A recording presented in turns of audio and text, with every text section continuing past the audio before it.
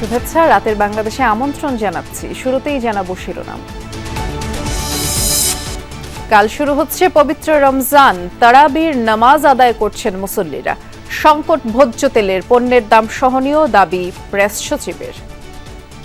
যে মাসে ৩২০ টাকা ছিল ওটা এখন ৩৫০ টাকা করে নিলাম। এইভাবে যদি মুরগির দাম বাড়ে তাহলে আমাদের খাওয়ার জন্য কষ্ট হয়ে যায় আর কি। পুরো রোজাতে ইন্টারিম গভর্নমেন্টের ফোকাস থাকবে দাম কিভাবে সহনীয় পর্যায়ে রাখা যায়।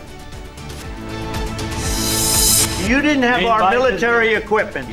If you didn't have our military equipment, this war would have been over in 2 weeks. In 3 days, I heard it from Putin. In 3 days.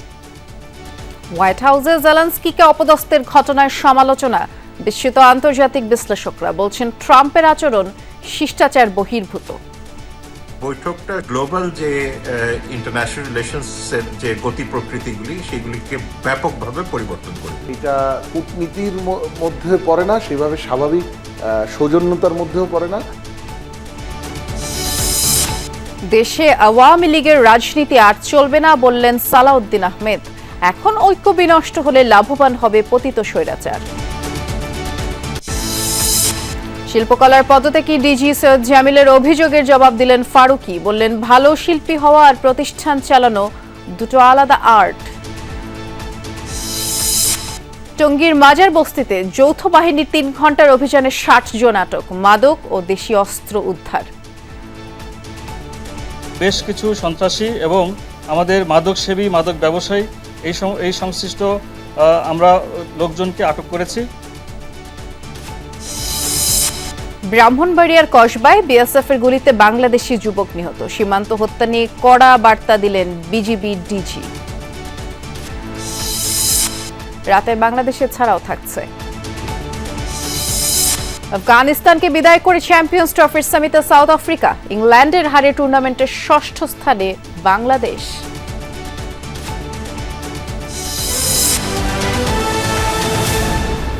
বছর ঘুরে আবারও হাজির মাহে রমজান। দেশের আকাশে রমজান মাসের চাঁদ দেখা যাওয়ায় রোববার থেকেই রোজা পালন করবেন ধর্মপ্রাণ মুসলিমরা। রাতে বায়তুল মোকাররমে তারাবির নামাজে অংশ নিতে ঢল নামে মুসল্লিদের। এর আগে জাতীয় মসজিদ বায়তুল মোকাররমের চাঁদ দেখা কমিটির বৈঠক শেষে রমজানের চাঁদ দেখার ঘোষণা দেন ধর্ম বিষয়ক উপদেষ্টা। শনিবার সন্ধ্যা ৬টার কিছু পরেই দেশের আকাশে ভেসে ওঠে পবিত্র মাহে রমজানের চাঁদ। ঘোষণা করা হয় এশার পরেই অনুষ্ঠিত হবে মাহে রমজানের প্রথম তারাবি।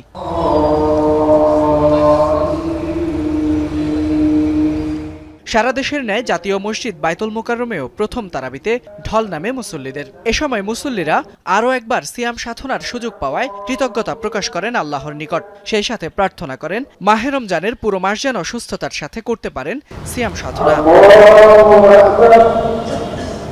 1 বছর পর আমরা আবার রমজান ফিরে পেলাম।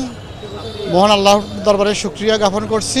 রমজানের ওসিলায় যেন আমাদেরকে দেশের সকল ধর্মের মানুষই আল্লাহ তাআলা যেন শান্তিতে রাখে। 11 মাসের পরে যে একটা মাস, আল্লাহ সুবহানাহু তাআলার প্রতি আমাদের অনুভূতি অটোমেটিকই বেড়ে যায়। এই রমজান মাসটা খুব সুন্দরভাবে পবিত্রতার সহিত আদায় করব ইনশাআল্লাহ। এই মাসে আসলে আমাদের উচিত হলো একটা চর্চার মধ্য দিয়ে যেন আমরা সারাটা বছর চলতে পারি। আমাদেরকে যে পবিত্রতার বার্তা দিয়ে যায় এই মাহে রমজান, এটা যেন আমরা ভুলে না যাই। এই 16টি বছর আমি কারাগারে তারাবি পড়েছি, 2 জন 3 জন 20 জন এভাবে। আর আজকে আমি 16 বছর পর এখানে বায়তুল মোকাররমে তারাবি পড়তে এসে আমার অনেক ভালো লাগছে। এর আগে শনিবার সন্ধ্যায় ধর্ম উপদেষ্টার সভাপতিত্বে বৈঠকে বসে জাতীয় চাঁদ দেখা কমিটি। বাদ মাগরিব বৈঠক শেষে ধর্ম উপদেষ্টা ডক্টর আফম খালিদ হোসেন ঘোষণা করেন, দেশের আকাশে পবিত্র রমজান মাসের চাঁদ দেখা গেছে। রোববার থেকে সারা দেশে রোজা পালন করবেন ধর্মপ্রাণ মুসলমানরা। বাংলাদেশের আকাশে পবিত্র রমজান মাসের চাঁদ দেখা গেছে। এমত অবস্থায় আগামী 17 ফাল্গুন 1431 বঙ্গাব্দ 2রা মার্চ 2025 খ্রিস্টাব্দ রোববার থেকে 1446 হিজরি সালের পবিত্র রমজান মাস গণনা শুরু হবে। আগামী 27 মার্চ লাইলাতুল কদর উদযাপিত হবে বলে জানান উপদেষ্টা। সেই সাথে দেশবাসীকে যথাযথ ধর্মীয় ভাবগাম্ভীর্যের মধ্য দিয়ে রোজা পালনের আহ্বান জানান তিনি।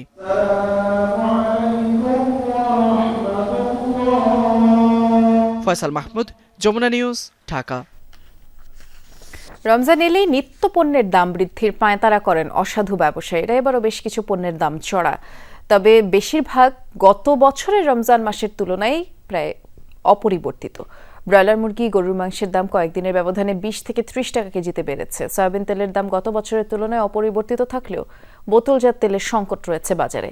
বাজার তদারকিতে কাল থেকে মাঠে নামছে ভোক্তা অধিকারের বিশেষ টিম।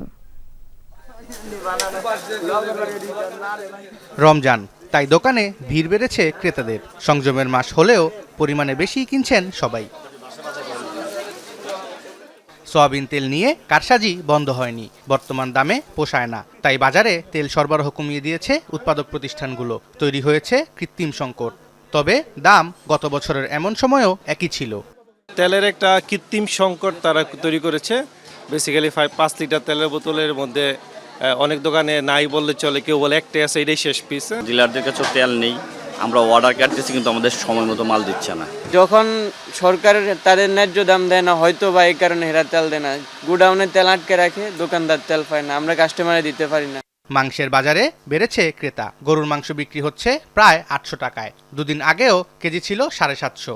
বেড়েছে খাসির মাংসের দামও, প্রতি কেজি 1300 টাকা। গত রোজার শুরুতে সবচেয়ে বেশি অস্বস্তি ছড়িয়েছিল ব্রয়লার মুরগির বাজারে। এবার কেজিতে 20 টাকা কম, তবে সেটাও গত কয়েকদিনের মধ্যে বেড়ে বিক্রি হচ্ছে 210 টাকায়। সবার যে চাহিদা আছে না খাসি খাওয়ার, বেশি হয়ে গেছে, এই জন্য নিজেও কিনতে পারি না। গরুর মাংসের দাম ছিল 750, এখন পবিত্র মাহে রমজান উপলক্ষে 780 টাকা। এইভাবে যদি মুরগির দাম বাড়ে তাহলে আমাদের খাওয়ার জন্য কষ্ট হয়ে যায় আর কি। 80-90 ব্রয়লার, সোনালী 270 আসে। এখন রোজার কারণে বাজারের কারণে 10-20 টাকা বাড়ছে। 2-3 দিনের ব্যবধানে চাষের কই, শিং, রুই মাছের দাম কেজিতে 20 থেকে 50 টাকা বেড়েছে। নদীর রুই, বোয়াল, চিংড়ি মাছের স্বাদ নিতে চাইলে ক্রেতাদের গুনতে হবে 1000 টাকার উপরে। পাঙ্গাস ও তেলাপিয়ার কেজিও 200 টাকার বেশি। চিংড়ি মাছ 1400 টাকা কেজি, নদীর বড় আইর মাছ 1200 টাকা কেজি, নদীর মেঘনা নদীর রুই মাছ একদম 1200 টাকা কেজি। 400 করে কিনেছি, এখন দেখতেছি 550 রাখতেছে, তা 150 টাকার মতো দাম বেড়ে গেছে। রমজান উপলক্ষে ভাই আমাদের এখানে দাম একটু বাড়তি, তুলনামূলক আগের চাইতে 20 টাকা 30 টাকা বেশি। তবে গত বছরের এমন দিনের তুলনায় সবজির বাজার বেশ সহনীয়। রোজার অতিরিক্ত চাহিদার সুযোগে বেগুন, শসা আর লেবু প্রায় 2-3 গুণ বেশি দামে বিক্রি হচ্ছে। কিছুদিন আগে তো দাম ছাড়া আছে না, আছেন 30 টাকা কেজি, 25 টাকা কেজি, 40 আছেন ভালো রেট। আর এখনো আমরা 70 টাকা কেজি ব্যস্ত আছি। শসা চলে আপেলো 90 হইতে 100 টাকা কেজি, খিরাই চলে আপেলো 50 থেকে 60 টাকা কেজি। রমজান জুড়ে রাজধানীর বাজার মনিটরিং এর ঘোষণা দিয়েছে ভোক্তা অধিকার। কাল থেকেই কার্যক্রম শুরু করবে বিশেষ টিম। সোবহান চৌধুরী, যমুনা নিউজ, ঢাকা। এদিকে রমজানে নিত্য প্রয়োজনীয় পণ্যের দাম সহনীয় রাখতে সর্বোচ্চ ফোকাস থাকবে অন্তর্বর্তী সরকার। তবে গত রমজানের চেয়ে এবার পণ্যমূল্য অনেকটা সহনীয় পর্যায়ে আছে বলে দাবি করলেন প্রধান উপদেষ্টা প্রেস সচিব শফিকুল আলম। বিকেলে এক সংবাদ সম্মেলনে তিনি বললেন, শিক্ষার্থীদের নতুন দলের আত্মপ্রকাশ অনুষ্ঠানে আসা বাস রিকুইজিশন নিয়ে সরকারের কোনো ভূমিকা ছিল না। সরকারের কাছে সব দলই সমান বলে দাবি করেন তিনি। রাজধানীর ফরেন সার্ভিস একাডেমিতে প্রধান উপদেষ্টার প্রেস উইংয়ের সংবাদ সম্মেলন। এতে উঠে আসে আইনশৃঙ্খলা পরিস্থিতি সহ সমসাময়িক ইস্যু। আইনশৃঙ্খলা পরিস্থিতি পুরো রমজান জুড়েই আরো ইমপ্রুভমেন্ট আপনারা দেখবেন। প্রেস সচিবের আশ্বাস, রমজানে নিত্য প্রয়োজনীয় পণ্যের দাম সহনীয় থাকবে, সয়াবিন তেলের সংকট থাকবে না বলেও দাবি করেন তিনি। পুরো রোজাতে ইন্টারিম গভর্নমেন্টের ফোকাস থাকবে দাম কিভাবে সহনীয় পর্যায়ে রাখা যায়, আনা যায়, এবং সে লক্ষ্যে কিছু কিছু পণ্যের আরও যাতে সরবরাহ বাড়ানো যায়। বিশেষ বোতল সয়াবিন তেলের ক্ষেত্রে আমাদের সর্বোচ্চ চেষ্টা আছে যে এটার সরবরাহ যাতে এখন ঠিক পর্যায়ে আসে। শিক্ষার্থীদের নতুন দলে যোগ দিতে পিরোজপুর থেকে বাস রিকুইজিশনের ঘটনায় অন্তর্বর্তী সরকারের কোনো ভূমিকা ছিল না বলেও দাবি করেন শফিকুল আলম। যারা আহত হয়েছিলেন জুলাই আগস্টের গণঅভ্যুত্থানে এবং যারা 2টা নিহতদের পরিবার তারা সবাই এসে তাদের কাছে রিকোয়েস্টটা করেছিলেন। সেই রিকোয়েস্টের প্রেক্ষিতে এবং এক ধরনের প্রেশারের প্রেক্ষিতে তারা 5টি বাস রিকুইজিশন করাতে হেল্প করেন, কিন্তু এই বাসগুলোর কোনো ধরনের কোনো পেট্রোলের খরচ বা এটা যাতায়াতের খরচ কোনো খরচ এই ডিসি অফিস থেকে দেওয়া হয়নি। এক প্রশ্নের জবাবে শফিকুল আলম জানান, নির্বাচনের রোডম্যাপ আগেই ঘোষণা করেছে অন্তর্বর্তী সরকার। বিএনপি হয়তো নির্দিষ্ট তারিখ নিয়ে কথা বলছে। খুব শিগগিরই জাতীয় ঐক্যমত্য কমিশনের সঙ্গে রাজনৈতিক দলগুলোর আলাদা বৈঠক শুরু হবে। বিএনপি যেটা চাচ্ছেন হয়তোবা যে এক্সাক্ট একটা ডেট চাচ্ছেন। সংবাদ সম্মেলনে পাবনার সাথিয়ায় গণডাকাতির ঘটনাকে গণমাধ্যমে অতিরঞ্জিত বলে দাবি করেন প্রধান উপদেষ্টার ডেপুটি প্রেস সচিব আজাদ মজুমদার।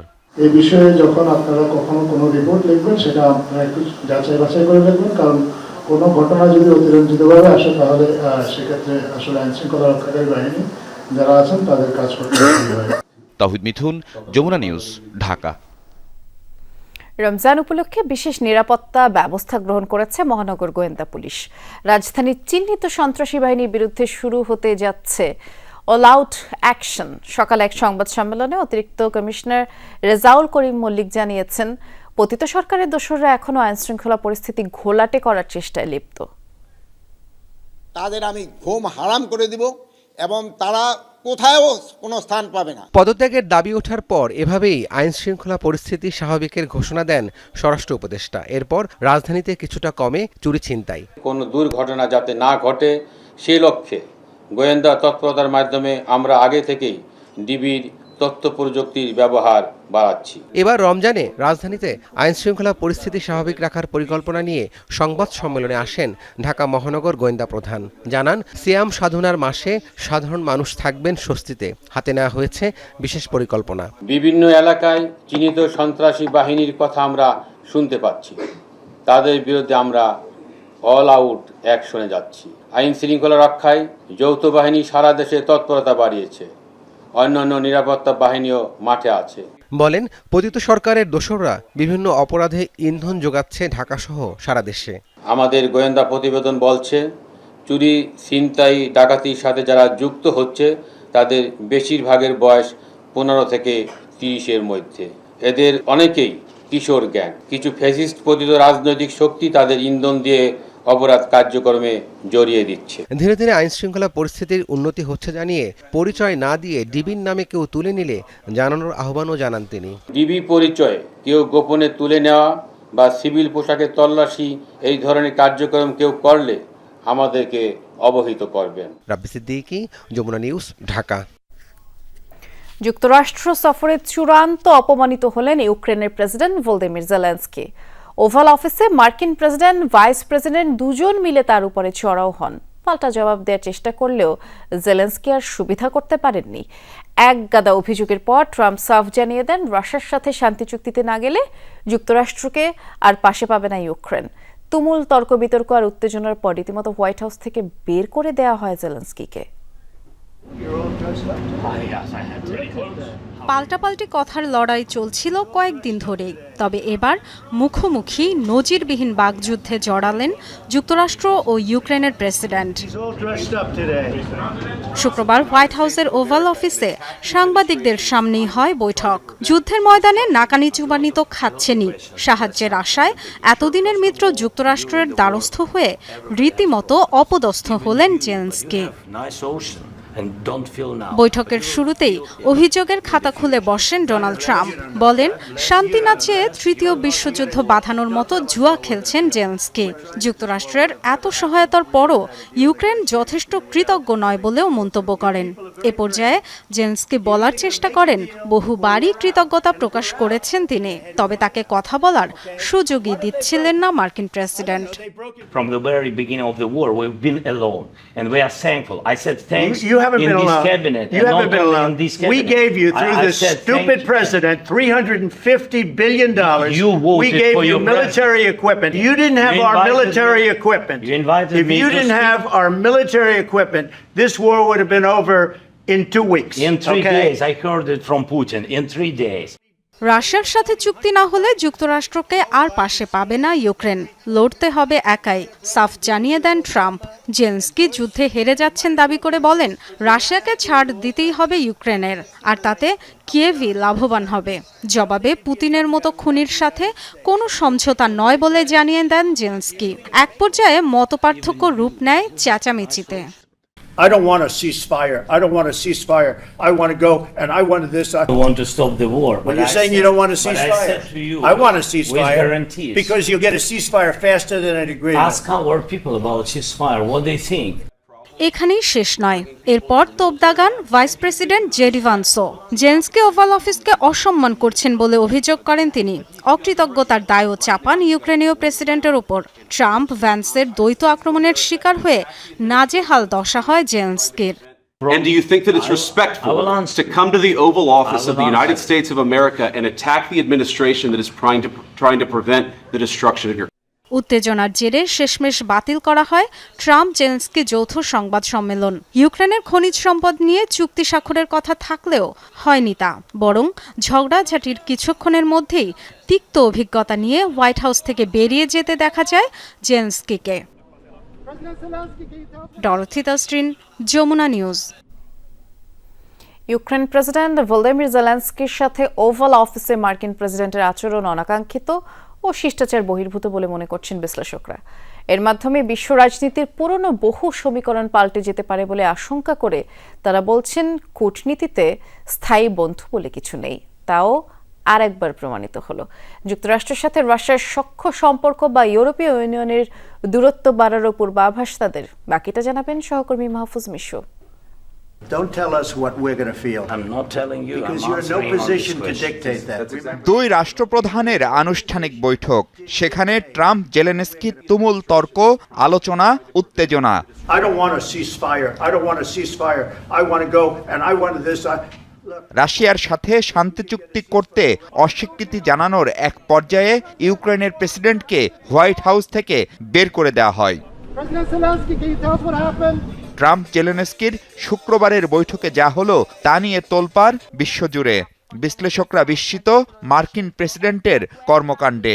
অচিন্তনীয় বিষয়, এরকম গত দ্বিতীয় বিশ্বযুদ্ধের পরে অনেক দেশের মধ্যে যুদ্ধ হয়েছে, দেশের মধ্যে বৈরিতা হয়েছে, কিন্তু সামনাসামনি ক্যামেরার সামনে একটা অফিসিয়াল বাইল্যাটারাল মিটিংয়ে এই ধরনের ঘটনা পাবলিকলি ঘটেছে বলে আমি কখনো আমার মনে পড়ে না। এটা কূটনীতির মধ্যে পড়ে না, সেভাবে স্বাভাবিক সৌজন্যতার মধ্যেও পড়ে না। এই বৈঠকটা শুধুমাত্র যে ইউরোপিয়ান সিকিউরিটি কনসার্ন না, গ্লোবাল যে ইন্টারন্যাশনাল রিলেশনসের যে গতি প্রকৃতিগুলি সেগুলিকে ব্যাপকভাবে পরিবর্তন করে দেবে।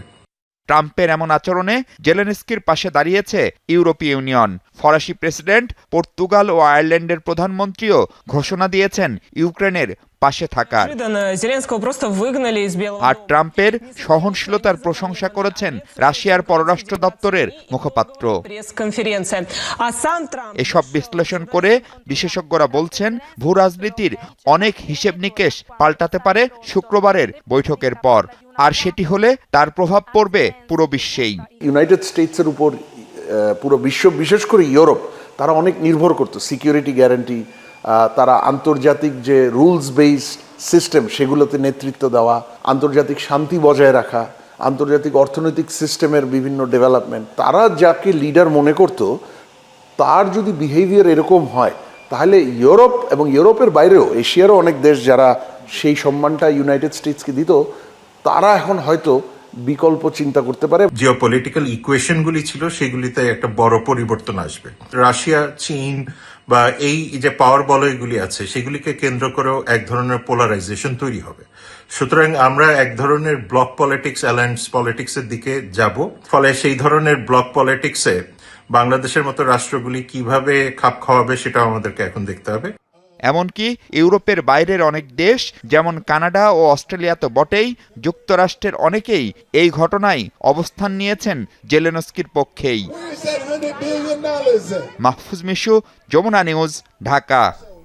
চলতি মাসের মধ্যে নির্বাচনের রোডম্যাপ ঘোষণার দাবি জানিয়েছে বিএনপি। দলের স্থায়ী কমিটির সদস্য সালাউদ্দিন আহমেদ বলেছেন, কোনো বাহানায় দাবি পূরণে বিলম্ব হলে গণতান্ত্রিক শক্তির সাথে বসে পরবর্তী করণীয় ঠিক করবে বিএনপি। এ সময় নাগরিক পার্টির সেকেন্ড রিপাবলিক তৈরির উদ্যোগের তীব্র সমালোচনা করেন তিনি। এছাড়া নতুন দলের রাজনৈতিক দর্শন নিয়ে প্রশ্ন তোলেন বিএনপি নেতা রিজভী আহমেদ। সাংবাদিক আবদাল আহমেদের লেখা নন্দিত নেত্রী খালেদা জিয়া বইয়ের ৭ম সংস্করণের মোড়ক উন্মোচন অনুষ্ঠান রাজধানীর ডিপ্লোমা ইঞ্জিনিয়ার্স ইনস্টিটিউটে আয়োজিত অনুষ্ঠানে উঠে আসে খালেদা জিয়ার আপোষহীনতা এবং বিএনপির দীর্ঘদিনের সংগ্রাম নিপীড়নের তথ্য। তোমরা আমাদের লোক দেখবা কখন? আমরা যখন মিছিল মিটিং করেছি সরকারের সকল অত্যাচার নির্যাতন নিপীড়ন সহ্য করে, তখন তো তোমরা অনেকেই ছাত্রলীগ করতাম। আলোচনায় আরও উঠে আসে সদ্য ঘোষিত জাতীয় নাগরিক পার্টির রাজনৈতিক দর্শন। স্থানীয় সরকার নির্বাচন নিয়ে তাদের অবস্থানের বিরোধিতা করেন বিএনপি নেতারা। আমাদের বর্তমান রিপাবলিক কি অসুস্থ হয়ে গেছে? রিপাবলিক হচ্ছে যেখানে নির্বাচিত প্রতিনিধিরা রাষ্ট্র পরিচালনা করবে, তাদের একটা নমিনাল অথবা elected head of the state থাকবে। সেটা কি আমাদের নেই? যারা গণপরিষদের বিষয় সামনে আনছে, যারা সেকেন্ড রিপাবলিকের বিষয় সামনে আনছে, হয় তারা বুঝে না অথবা বুঝে যত গণতান্ত্রিক প্রক্রিয়ার উত্তরণের পথটা যত দীর্ঘায়িত হওয়া যায় ততই বোধহয় তাদের লাভ। কারো ক্ষমতা দীর্ঘায়িত হবে আর কারো কারো মনোবাসনা পূর্ণ হবে। যে একটা রাজনৈতিক দর্শন দিয়েছে, আজকে অনেকে রাজনৈতিক দল করছেন, সমস্ত কিছু করছেন। আমি কালকে নতুন যারা দল করেছেন তাদের ওখানে উপস্থিত ছিলাম, অনেক ভালো ভালো কথা তারা বলেছে রাষ্ট্র সম্পর্কে, এ সম্পর্কে, কিন্তু একটা পলিটিক্যাল ফিলোসফি কিন্তু আমি পাইনি। চলতি মাসেই নির্বাচনের রোডম্যাপ ঘোষণার দাবি জানান সালাউদ্দিন আহমেদ। মাননীয় প্রধান উপদেষ্টা, আপনি নিয়ে বিনিয়ে আর বলার প্রয়োজন নেই। এই মাসের মধ্যে জাতীয় সংসদ নির্বাচনের রোডম্যাপ প্রদান না করেন, তাহলে সেটা আমরা রাজনৈতিকভাবে গণতান্ত্রিক শক্তিগুলো বসে আমাদেরকে পুনরায় নির্ধারণ করতে হবে আমরা কোন প্রক্রিয়ায় গণতান্ত্রিক প্রক্রিয়া। কোনো ব্যক্তি বা গোষ্ঠীর পরামর্শে রাজপথে বেড়ে ওঠা জাতীয় ঐক্য বিনষ্ট না করার আহ্বান জানান বিএনপি নেতারা। আমরা মাথায় রেখে যারা ফ্যাসিবাদ বিরোধী। আরিফিন শাকিল, যমুনা নিউজ, ঢাকা। শিল্পকলা একাডেমির কাজে সংস্কৃতি বিষয়ক মন্ত্রণালয় ও উপদেষ্টার হস্তক্ষেপের অভিযোগ এনে বাংলাদেশ মহাপরিচালকের পদ থেকে পদত্যাগের ঘোষণা দিয়েছেন নাট্য ব্যক্তিত্ব সৈয়দ জামিল আহমেদ। একদিন পর তার জবাব দিয়েছেন সংস্কৃতি বিষয়ক উপদেষ্টা মোস্তফা সরওয়ার ফারুকী। ফেসবুক স্ট্যাটাসে তিনি দাবি করেছেন, জামিল আহমেদের বলা অনেকগুলো কথা সত্য নয়। পাশাপাশি তার ম্যানেজারিয়াল ক্যাপাসিটি নিয়েও প্রশ্ন তোলেন সংস্কৃতি উপদেষ্টা। রাজনৈতিক পট পরিবর্তনের পর গত বছরের ৯ সেপ্টেম্বর ২ বছরের জন্য শিল্পকলা একাডেমির মহাপরিচালকের দায়িত্ব নেন অধ্যাপক সৈয়দ জামিল আহমেদ। ৫.৫ মাস পর শুক্রবার একাডেমির আয়োজনে মুনির চৌধুরী প্রথম জাতীয় নাট্যোৎসবের সমাপনী অনুষ্ঠানে পদত্যাগের ঘোষণা দেন তিনি। মঞ্চে থাকা শিল্পকলা একাডেমির সচিবের হাতে পদত্যাগপত্র তুলে দেন জামিল আহমেদ। তুলে ধরেন তার পদত্যাগের কারণও। শর্ত ছিল যে সচিবালয় কোনো হস্তক্ষেপ না করে। আমি আসিফ নজরুল সাহেব করেননি, কিন্তু ইদানিং এর ব্যাপক আকারে হস্তক্ষেপ করছে। পদত্যাগের পর শিল্পকলা একাডেমির পরিচালনা পরিষদ সদস্য, ঢাকা বিশ্ববিদ্যালয়ের শিক্ষক সামিনা লুৎফা সহ অনেকেই কথা বলেন জামিল আহমেদের সঙ্গে। এমন ভাবে বিতরণ করছে মনে হচ্ছে টাকাটা তার বাপের সম্পত্তি। মন্ত্রণালয় কোনোভাবে হস্তক্ষেপ করবে না। পাবলিক একটা আপনার প্রেস কনফারেন্সে বলতে হবে চলে এসছে আমি বুঝলাম যে এখানে কাজ করতে দেবেন। জামিল ভাই, আমি জানি how it works. If you know how it works then you run it. আমাদের প্রত্যেকের এখনো আরো বহুদিন এই সমস্তকে রেজিস্ট করতে হবে, প্রতিরোধ করতে হবে। ঘটনার পরের দিন শনিবার দুপুরে এ নিয়ে ফেসবুক স্ট্যাটাসে অভিযোগের জবাব দেন সংস্কৃতি বিষয়ক উপদেষ্টা মোস্তফা সরওয়ার ফারুকী। স্ট্যাটাসে তিনি বলেন, সৈয়দ জামিল আহমেদের অভিযোগের সবকিছু সত্য নয়, কিছু বিষয় সম্পূর্ণ মিথ্যা, আর কিছু বিষয় তার ব্যক্তিগত হতাশা থেকে আসা।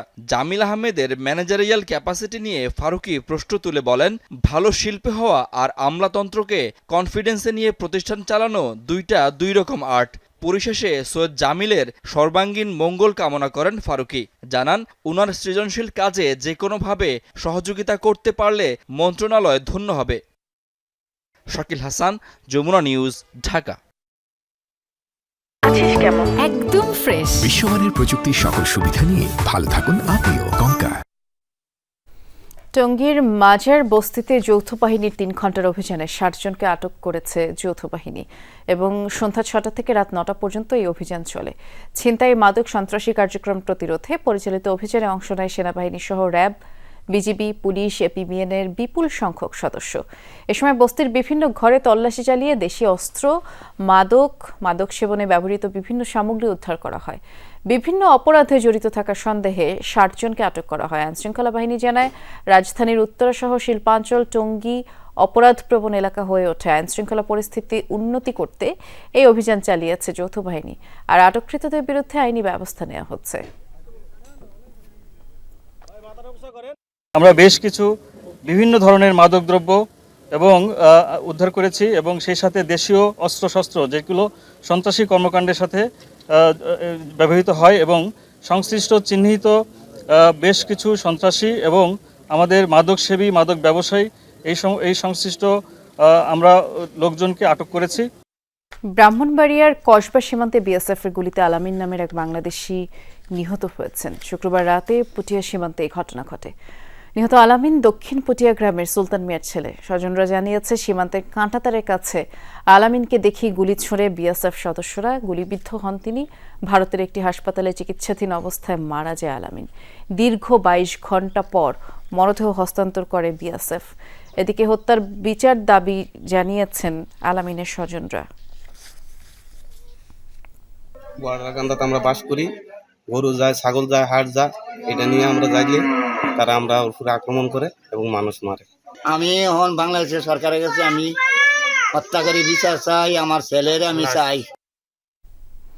সীমান্তে হত্যা বন্ধে বাংলাদেশ কঠোর অবস্থানে আছে বলে জানিয়েছেন স্বরাষ্ট্র উপদেষ্টা এবং বিজিবি মহাপরিচালক। একই সাথে মিয়ানমার সীমান্ত বর্তমানে নিরাপদ বলেও তারা জানিয়েছেন। বিজিবি প্রধান জানিয়েছেন ভারতে অনুপ্রবেশের জন্য বাংলাদেশিদের হত্যা বন্ধ না হলে ভবিষ্যতে অনুপ্রবেশকারী ভারতীয়দের আইন মেনে ফেরত পাঠানো কঠিন হবে। সকালে কক্সবাজারে বিজিবি নবগঠিত উখিয়া ব্যাটালিয়নের উদ্বোধন শেষে সাংবাদিকদের এসব কথা বলেছেন স্বরাষ্ট্র উপদেষ্টা এবং বিজিবি প্রধান। কক্সবাজার থেকে বিস্তারিত জানাচ্ছেন সহকর্মী রিয়াজ রায়হান, ছবি তুলেছেন আরেক সহকর্মী লুৎফর রহমান। গেল বছরের ফেব্রুয়ারি থেকে মিয়ানমারের অভ্যন্তরীণ সংঘাতে উখিয়া থেকে টেকনাফ পর্যন্ত বাংলাদেশ মিয়ানমার সীমান্ত হয়ে ওঠে অগ্নিগর্ভ। রাখাইনের দখল নিয়ে সামরিক জান্তার সঙ্গে একদিকে আরাকান আর্মি, আরেকদিকে রোহিঙ্গা সশস্ত্র গোষ্ঠীগুলোর সংঘাতে বিপর্যস্ত হয় এ অঞ্চলের নিরাপত্তা, জীবনযাত্রা, সীমান্ত অর্থনীতি। এসব সমস্যা মোকাবেলায় যাত্রা শুরু করেছে বিজিবির 64 উখিয়া ব্যাটালিয়ন। উখিয়ার বালুখালী থেকে টেকনাফের নীলা পর্যন্ত সীমান্তে নিরাপত্তার দায়িত্ব পালন করবে এই ব্যাটালিয়ন। সকালে বাহিনীর কক্সবাজার রিজিয়নে পতাকা উত্তোলনের মাধ্যমে ব্যাটালিয়নের আনুষ্ঠানিক উদ্বোধন করেন স্বরাষ্ট্র উপদেষ্টা। পরে গণমাধ্যমের সঙ্গে কথা বলেন উপদেষ্টা ও বিজিবি মহাপরিচালক। বলেন, মিয়ানমার সীমান্ত নিরাপদ আছে, তবে এর সুরক্ষায় নতুন নতুন কৌশল নিচ্ছে বাংলাদেশ। আমরা এখনো অফিসিয়ালি কোনোটা কিন্তু ডিক্লেয়ার করা হয়নি, কিন্তু এই জন্য আমাদের দুজনের সাথেই আমাদের একটা সুসম্পর্ক রাখতে হচ্ছে এবং আপনার সীমান্ত নিরাপদের জন্য। এবং সীমান্ত এখন যে অবস্থায় আছে একেবারে পুরানো নিরাপদ আছে, এখানে কোনো সমস্যা নাই। মায়ানমার সীমান্ত কেউ যদি অবৈধভাবে অনুপ্রবেশ না করে মায়ানমারের অভ্যন্তরে, নারকোটিক্স বলেন, ইয়াবা বলেন বা অন্যান্য যে কারণে হোক, যদি ক্রস না করে তার নিরাপত্তার কোনো ঝুঁকি নাই। নিরাপত্তার যদি কোনো ঝুঁকি থাকে সেটা সেই নিরাপত্তা দেওয়ার জন্য আমরা বিজিবি তৈরি আছি এবং বিজিবি আমরা we are well equipped for that. প্রসঙ্গ আসে সীমান্ত হত্যার। নানা আশ্বাসের পরও সীমান্তে বিএসএফ এর হাতে বাংলাদেশি হত্যার ঘটনা থামছে না, ঘটছেই। হত্যার ঘটনা ঘটেছে শুক্রবারও। এ নিয়ে কড়া অবস্থানের কথা জানান বিজিবি প্রধান। বটম লাইন হলো ভেরি ক্লিয়ার মেসেজ, আমরা বলেছি যে এটা কোনোভাবেই কাম্য নয় এবং এটা মেনে নেওয়া যায় না। এবং এটা যদি মেনে নেই তবে ভবিষ্যতে ভারতীয় অনুপ্রবেশ যারা করে তো তাদের প্রতি যত আমরা সুন্দরভাবে নিয়মের মধ্যে আমরা যে তাদেরকে গ্রেফতার করে হস্তান্তর করি সেটা কতটুকু আর করা যাবে। আমাদের এদিক থেকে যত যাই হোক, অবৈধ অনুপ্রবেশকর যাই হোক, হত্যা কোনো চূড়ান্ত একটা সমাধান হতে পারে না। এদিন উখিয়া ব্যাটালিয়নের পাশাপাশি guard police battalion, K9 training centre ও পিলখানার স্টেশন সদর দপ্তরেরও উদ্বোধন করা হয়। নবগঠিত এই ব্যাটালিয়নের মাধ্যমে বিজিবি উখিয়া সীমান্তে আরো বেশি সামর্থ্যের পরিচয় দিতে সক্ষম হবে বলে মনে করছেন কর্মকর্তারা। পাশাপাশি এই যে মানব পাচার, মাদক সহ নানা অপরাধ সংঘটিত হচ্ছে এবং মিয়ানমারের অভ্যন্তরীণ সংঘাতের কারণে নিরাপত্তার শঙ্কা তৈরি হয় মাঝে মধ্যেই এই মিয়ানমার সীমান্তে, সেটিও অনেকাংশে প্রশমন করা সম্ভব হবে নবগঠিত এই ইউনিটের মাধ্যমে। রিয়াজ রায়হান, যমুনা নিউজ, কক্সবাজার। শরীয়তপুরের কীর্তিনাশা নদীতে ডাকাতির সময় গণপিটুনিতে 2 ডাকাত নিহত হয়েছে। শুক্রবার রাত 11টার দিকে কীর্তিনাশা নদীর তেঁতুলিয়া এলাকায় এই ঘটনা। পুলিশ জানিয়েছে রাতে মাদারীপুরের রাজারচর এলাকায় বালখেটে ডাকাত দল হানা দিলে তাদের ধাওয়া দেয় স্থানীয়রা। ডাকাতরা স্পিড বোটে পালিয়ে শরীয়তপুরের তেঁতুলিয়া এলাকায় আসলে স্থানীয়রা তাদের আটক করে। এ সময় ডাকাতরা হাত বোমা এলোপাতাড়ি গুলি ছুড়লে বেশ কয়েকজন আহত হয়। পরে ডাকাত দলের 7 জনকে গণপিটুনি দিয়ে পুলিশে সোপর্দ করে স্থানীয়রা। গুরুতর আহত অবস্থায় সদর হাসপাতালে নিলে 2 জনকে মৃত ঘোষণা করেন চিকিৎসক। ডাকাতদের ছোড়া গুলিতে আহত 2 জনও সদর হাসপাতালে ভর্তি। তাদের অবস্থা আশঙ্কাজনক হওয়ায় ঢাকায় পাঠানো হয়েছে। পতেঙ্গা সৈকতে মাদক সেবনে বাধা দেয় এক পুলিশ কর্মকর্তাকে মারধরের অভিযোগ উঠেছে। শুক্রবার রাতে অভিযান চালিয়ে তাফসির ইমাম ও সাইমন নামের 2 যুবককে গ্রেফতার করেছে পুলিশ। উদ্ধার করা হয়েছে লুট করে নেওয়া মানিব্যাগ, ওয়াকিটকি ও মোবাইল।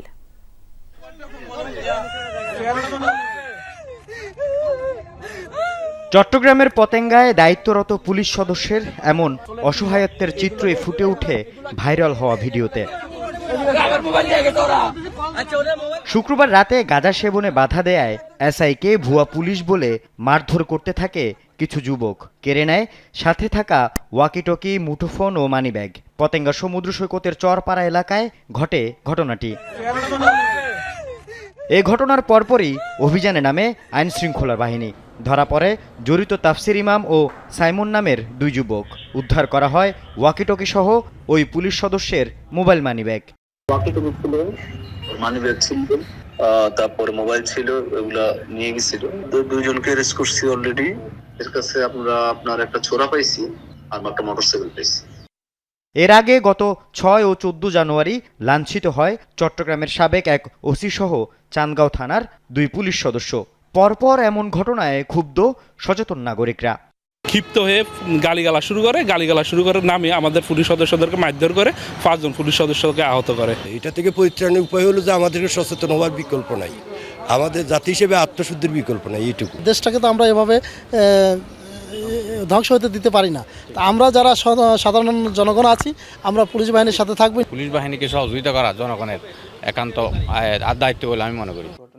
মব জাস্টিসের নামে আইন নিজের হাতে তুলে নেয়া এবং পুলিশের উপর হামলার ঘটনায় আইন শৃঙ্খলা পরিস্থিতি ভেঙে পড়তে পারে বলে মন্তব্য করেছেন নগর পুলিশের এই কর্মকর্তা। পুলিশের যে মনোবলটাকে আমরা চাঙ্গা করতে চেষ্টা করছি, আমাদের যে ঐতিহ্যের জায়গাটা, আমাদের যে মানুষের সেবা করার যে একটা প্রতিশ্রুতি, সেটাতে আমরা আসলে প্রতিবন্ধকতার সম্মুখীন হচ্ছে চেষ্টা করছি। আল আমিন শিকদার, যমুনা নিউজ, চট্টগ্রাম। একেবারেই বন্ধ হয়ে যাচ্ছে একসময়ের জনপ্রিয় অডিও ভিডিও পরিষেবা স্কাইপ।